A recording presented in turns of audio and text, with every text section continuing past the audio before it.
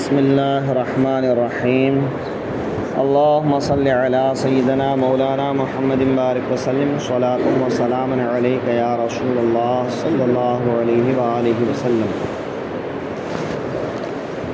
وَإِذِ ابْتَلَىٰ إِبْرَاهِيمَ رَبُّهُ بِكَلِمَاتٍ فَأَتَمَّهُنَّ، اور جب ابراہیم کو اس کے رب نے کچھ باتوں سے آزمایا۔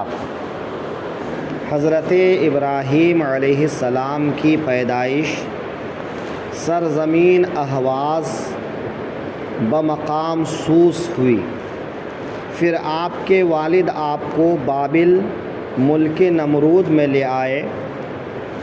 یہود و نصارہ و مشرکین عرب سب آپ کے فضل و شرف کے معترف ہیں اور آپ کی نسل میں ہونے پر فخر کرتے ہیں۔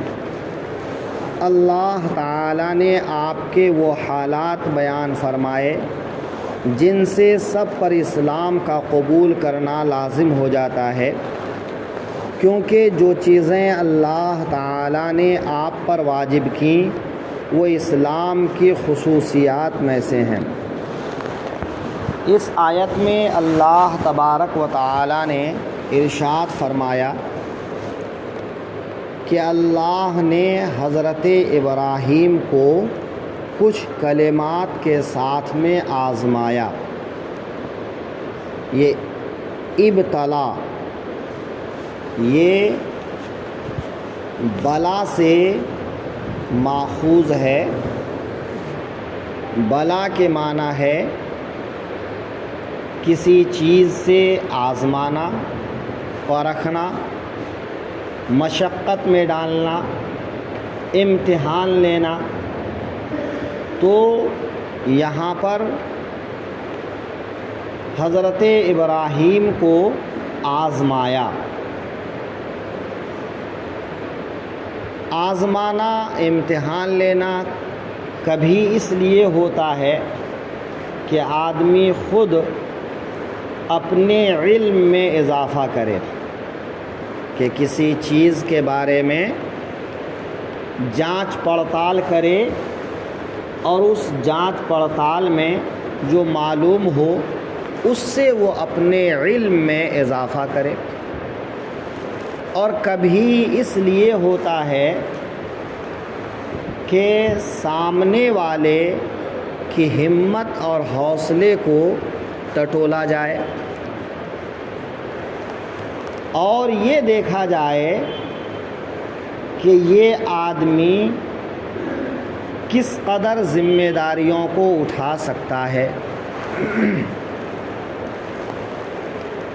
یا پھر کبھی ان کو عزت بخشنا ہوتا ہے اور لوگوں کی نظر میں، تو اس آدمی کو پہلے آزمایا جاتا ہے، پرکھا جاتا ہے، تاکہ لوگ ان کی آزمائش کو دیکھ کر سمجھیں کہ یہ آدمی انتہائی عظمت والا ہے، بزرگی والا ہے، کہ یہ آزمائش میں، امتحان کی گھڑی میں پریشان نہیں ہوتا بلکہ آزمائش پر پورا اترتا ہے۔ تو یہ آدمی اس قابل ہے کہ اس کی پیروی کی جائے، اس کی بات مانی جائے۔ تو اللہ تعالیٰ چونکہ تمام چیزوں سے باخبر ہے، وہ تمام چیزوں کا عالم ہے، تو یہاں پر آزمانا، امتحان لینا اس لیے تو نہیں کہ اس کے علم میں کچھ اضافہ ہوگا۔ تو دوسرا معنی یہاں پر متعین ہے کہ ایک تو ان کو جو منصب عطا کرنا تھا اس منصب کے لحاظ سے ان کو آزمائش میں ڈال کر پرکھ لیا جائے، اور یہ کہ لوگوں کی نظر میں اس کی عزت بڑھ جائے۔ تو حضرت ابراہیم علیہ السلام کو اللہ تعالیٰ نے آزمایا تاکہ لوگوں کی نظر میں ان کی عزت اور بڑھ جائے، ان کی بزرگی اور بڑھ جائے۔ تو حضرت ابراہیم علیہ السلام کی ذات وہ ہے جس کو سبھی مانتے ہیں. یہودی بھی ان کی عزت کرتے ہیں، نصرانی بھی ان کی عزت کرتے ہیں، یہاں تک کہ عرب کے جو مشرکین تھے وہ بھی حضرت ابراہیم کی عزت کرتے تھے. ان کی اولاد میں اللہ نے بے شمار انبیاء پیدا فرمائے. تو یہ انبیاء علیہم السلام کا ان کی اولاد میں ہونا یہ ان کی عظمت کے لیے بڑی بات ہے. یہ جتنے بھی بنی اسرائیلی ہیں وہ سب کسی نہ کسی واسطے اور وسیلے سے حضرت ابراہیم ہی کی اولاد ہیں. تو اس طرح سے لوگ حضرت ابراہیم کی عزت کرتے ہیں اور ان کو بزرگ مانتے ہیں. ابراہیم یہ ابرم سے بنا ہے، اس کا معنی ہے اب رحیم. اب رحیم یعنی مہربان باپ. تو چونکہ حضرت ابراہیم بہت سے انبیاء کرام اور بہت سے لوگوں کے باپ ہیں، جد اعلیٰ ہیں، اور وہ سب پر بڑے مہربان ہیں. اور یہ کہ حضرت ابراہیم انتہا درجے کے سخی، مہمان نواز، لوگوں کے ساتھ رحم و کرم کا سلوک کرنے والے، خاص کر بچوں کے اوپر بڑی مہربانی کرنے والے تھے. تو اس لیے ان کو ابراہیم کہا گیا. ایک روایت میں آیا ہے کہ جو چھوٹے چھوٹے بچے انتقال کر جاتے ہیں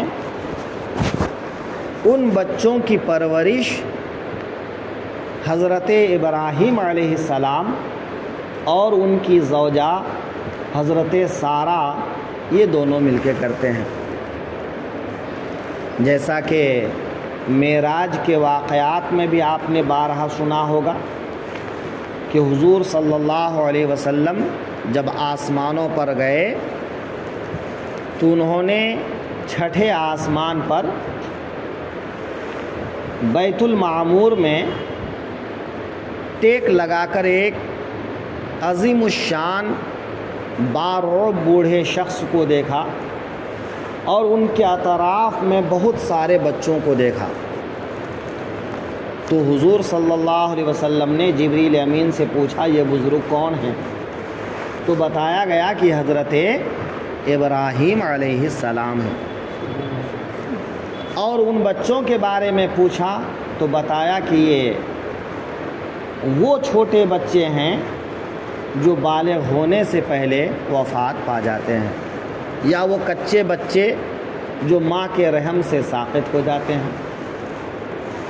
تو حضرت ابراہیم کی رحمت اور مہربان باپ ہونے کے ناطے ان کو ابراہیم کہا جاتا ہے. یہاں پر جو ہے ابراہیم علیہ السلام کو اللہ نے آزمایا. اگر ابراہیمہ کے میم پر زبر اور ربہ کے با پر پیش پڑھا جائے تو یہ مطلب ہوتا ہے، اور مشہور قرأت یہی ہے. لیکن ایک دوسری قرأت یہ بھی ہے کہ ابراہیم کے میم کو ضمہ کے ساتھ پڑھا جائے، یعنی ابراہیمہ کے بجائے ابراہیمو پڑھا جائے، اور ربہ کے با کو ضمہ کے بجائے فتح کے ساتھ میں پڑھا جائے، یعنی ربہ کے بجائے ربہ پڑھا جائے. تو اگر اس طرح سے پڑھا جائے گا تو اس وقت مطلب یہ ہوگا کہ حضرت ابراہیم نے اپنے رب سے کچھ سوال کیے تو ان کے رب نے ان سوالوں کو پورا کیا۔ حضرت ابراہیم نے کچھ دعائیں مانگی تو اللہ تعالیٰ نے ان کی دعاؤں کو قبول کیا۔ کیسی دعائیں؟ کہ حضرت ابراہیم علیہ السلام نے جب حضرت ہاجرہ اور حضرت اسماعیل کو عرب کی سرزمین پر تنے تنہا چھوڑا تو وہ جنگلی علاقہ تھا، وہاں پر دور دور تک کوئی بستی نہیں تھی۔ اپنے بال بچوں کو ایسی جگہ پر چھوڑے تو ظاہر ہے کہ انسان کو اپنے بچوں کی فکر ہوتی ہے، تو تھوڑی دور جا کر اللہ کی بارگاہ میں دعا کیے کہ پروردگار، میں نے تیرے حکم کے مطابق اپنے بیوی بچوں کو اس بے آباد جگہ پہ چھوڑ دیا ہے، اس بے آباد جگہ کو آبادی والا بنا دے، ہے نا؟ تو اللہ تعالیٰ نے اس جگہ کو شہر بنا دیا۔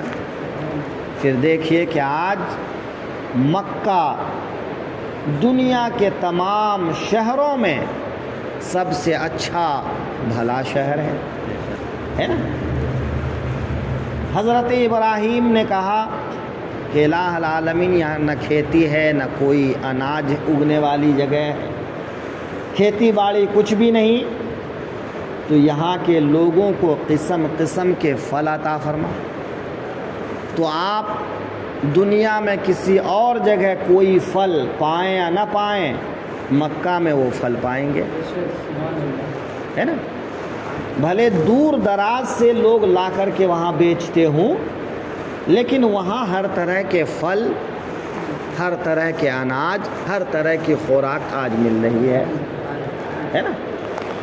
اس طرح اور بھی بہت ساری دعائیں کہ مثلاً آگے آ رہا ہے کہ اپنی اولاد کے لیے انہوں نے دعائیں مانگی تو اللہ تعالیٰ نے کچھ تبدیلی کے ساتھ میں اس دعا کو بھی قبول فرمایا۔ اس سے یہ پتہ چلتا ہے کہ انسان کو اپنی اولاد کے لیے دعا مانگنا چاہیے، کہ ماں باپ کو اپنے بچوں کے لیے دعا مانگنا چاہیے، ان کو بد دعا نہیں دینا چاہیے، ہے نا؟ تو بہرحال حضرت ابراہیم کو ان کے رب نے چند کلمات کے ساتھ، بے کلماتن کچھ باتوں کے ساتھ آزمایا۔ تو کلمات سے مراد یہاں پر کچھ دعا یا کچھ احکام یا کچھ کلمات، یہ سب مراد ہو سکتے ہیں کہ اللہ تعالیٰ نے حضرت ابراہیم علیہ السلام کو آزمائش میں ڈالا۔ کیسے آزمائش میں ڈالا؟ کہ نمرود جیسے ظالم اور جابر کے سامنے تبلیغ کا حکم دیا تو نمرود نے ان کو آگ میں جھونک دیا۔ حضرت ابراہیم نے صبر کیا، بیوی بچوں کو دور دراز بے آباد علاقے میں چھوڑنے کا حکم دیا، حضرت ابراہیم نے چھوڑ دیا۔ جب بیٹا چلنے پھرنے کھیلنے کودنے کے لائق بنا تو حکم ہوا کہ بیٹے کو ذبح کیجیے، تو اللہ کی رضا کی خاطر بیٹے کی گردن پہ چھری چلا دیا۔ اس طرح سے جو ہے اور بھی بہت سارے احکام ہیں۔ مثلاً حضرت ابراہیم علیہ السلام کو اللہ نے مونچھیں کم کرنے، جسم کے زائد بال، منہ زیر ناف، بغل کے بال وغیرہ کاٹنے کا حکم دیا، ختنہ کرنے کا حکم دیا، مسواک کرنے کا حکم دیا۔ اس طرح بہت سے احکام کہ ان احکامات کی تفصیل میں 10 احکام یا 30 احکام کا ذکر آیا ہے کہ اللہ تعالیٰ نے ان کو یہ احکامات دیے تو انہوں نے ان احکامات کو پورا کیا۔ جب حضرت ابراہیم علیہ السلام کی عمر 80 سال کی ہو گئی تب ان کو ختنہ کرنے کا حکم ہوا تو انہوں نے اپنے ہاتھوں سے اپنا ختنہ کیا۔ تو یہ سب احکامات آزمائش تھی کہ ان آزمائش کو پورا کرنا یہ حضرت ابراہیم کی عظمت کو بڑھا دیتا ہے کہ آج رہتی دنیا تک لوگ حضرت ابراہیم کی عزت کرتے ہیں اور عزت کرتے رہیں گے۔ حضرت ابراہیم نے دعا مانگی، پروردگار میری نسل میں آخری پیغمبر کو پیدا فرما، تو اللہ نے آخری پیغمبر کو ان کی نسل میں پیدا فرما۔ تو بہت ساری چیزیں ہیں جو اللہ تعالیٰ نے حضرت ابراہیم کو عطا بھی فرمایا اور ان کا سخت امتحان بھی ہوا۔ اس لیے اگر آدمی کو بڑا مرتبہ چاہیے تو یوں ہی بڑا مرتبہ نہیں مل جاتا ہے، آزمائش سے گزرنا پڑتا ہے، تکلیفوں سے گزرنا پڑتا ہے۔ جب انسان تکلیفوں سے گزرتا ہے تبھی جا کر اس کو اللہ کی بارگاہ میں رتبہ حاصل ہوتا ہے، مقام حاصل ہوتا ہے۔ بغیر آزمائش، بغیر امتحان کے کسی کو کامیابی نہیں ملتی ہے۔ تو کامیابی چاہیے اور کامیابی کا راستہ صرف اور صرف اسلام ہے کہ آدمی اسلام پر جتنی مضبوطی کے ساتھ قائم رہے گا اتنا وہ آخرت میں کامیاب ہوگا۔ لہٰذا اس راستے میں مصیبتیں تو ہیں، تکلیفیں تو ہیں، لیکن اگر دیکھا جائے تو کوئی ایسی تکلیف نہیں جو پہلے والوں پر نہیں گزری ہو۔ آخر انہوں نے برداشت کیا۔ حضرت ابراہیم کو دیکھیں کہ آگ میں ان کو ڈال دیا گیا، انہوں نے صبر کیا۔ ان کو اپنے ملک سے نکال دیا گیا، انہوں نے صبر کیا۔ بیوی بچوں کو جدا کر دینے کا حکم ہوا، انہوں نے صبر کیا۔ اپنی اولاد کو اپنے ہاتھوں سے ذبح کرنے کا حکم دیا، انہوں نے صبر کیا۔ تو آزمائش اس سے بڑھ کے اور کون سی آزمائش ہو سکتی ہے کہ انسان کے لیے آزمائش اس کی جان، اس کا وطن، اس کی بیوی بچے، یہ سب سے بڑی آزمائش ہے۔ اور حضرت ابراہیم نے ان سب آزمائشوں کو پورا کیا تو دیکھیے کہ کیا رتبہ ملا کہ انبیاء کے دادا ہوئے، وہ ہے نا، انبیاء کے دادا ہوئے۔ تو انسان کو مرتبہ تبھی ملتا ہے جب اللہ کی راہ میں مشقت اٹھاتا ہے، بغیر مشقت اٹھائے انسان کو کامیابی نہیں ملتی ہے۔